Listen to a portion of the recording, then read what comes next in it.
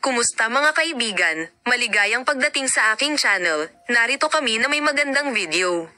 Si Azgay Girl, na gumawa ng simboliko at malalim na makabuluhang hakbang sa kanyang relasyon kay Ken Yaman, isa sa pinakasikat at mahuhusay na aktor ng Turkey, ay gumawa ng mga kawili-wiling desisyon.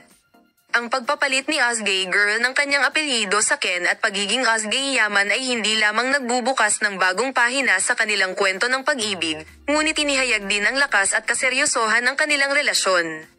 Ang heart-winning couple na sina Azgay Girl at Ken Yaman, na nagkakilala sa paggawa ng pelikula kung saan sila nagbida, ay naging sentro ng atensyon dahil ang kanilang on-screen harmony ay makikita sa totoong buhay.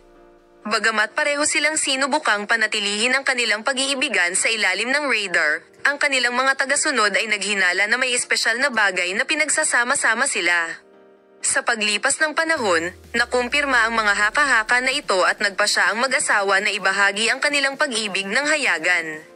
Simula noon, nakitang magkasama sina Azgay Girl at Ken Yaman sa maraming kaganapan, pista opisyal at proyekto.